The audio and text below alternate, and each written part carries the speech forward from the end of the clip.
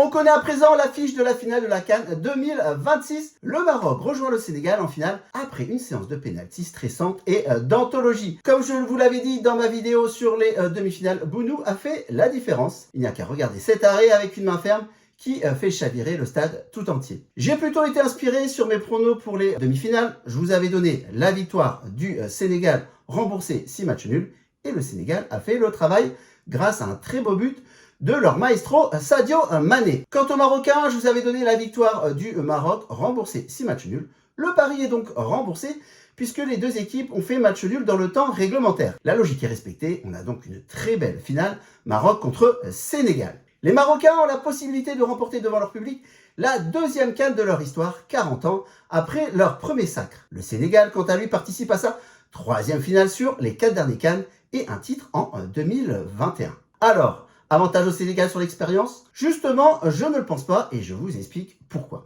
Nous allons avoir la meilleure défense de cette CAN avec seulement un seul but encaissé. Le mur de l'Atlas, composé d'Hakimi, Aguert, Massina et Mazraoui, est impressionnante. Comme quoi, faire jouer un Parisien et un Marseillais côte à côte, cela a du bon. Sans oublier Bounou, un des deux grands gardiens de cette CAN est spécialiste des tirs au but, ce qui lui a bien servi en demi-finale, et cela, je l'avais anticipé dans ma dernière analyse. En face du mur de l'Atlas, il y aura la légende sénégalaise Sadio Mané, le général en chef de l'attaque du Sénégal, entouré de Jackson du Bayern Munich et Ndiaye d'Everton, seconde attaque de cette CAN, avec 12 buts marqués. Pour moi, une compétition se gagne d'abord par la défense, donc ici, avantage au Maroc. Quand vous voyez que le Nigeria, qui était la meilleure attaque de la compétition, n'a tiré que 2 fois au but contre le Maroc, vous avez compris.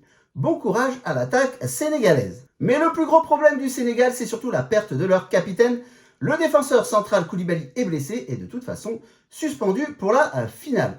Gros coup dur pour eux. À cela, vous rajoutez également un autre titulaire suspendu en la personne de Diarra au milieu de terrain. Alors oui, le Sénégal a la chance d'avoir un grand gardien avec Mendy, élu meilleur gardien en 2022, mais sans la tour de contrôle Koulibaly devant lui, cette défense est vraiment affaiblie. Honnêtement, je ne vois pas comment le Maroc pourrait perdre ce match à la régulière, sachant en plus que le Maroc a en la personne de Diaz le meilleur buteur de la compétition avec 5 buts marqués. Le pari le plus judicieux et sécure pour cette finale est pour moi la victoire du Maroc, remboursée 6 matchs nuls dans le temps réglementaire.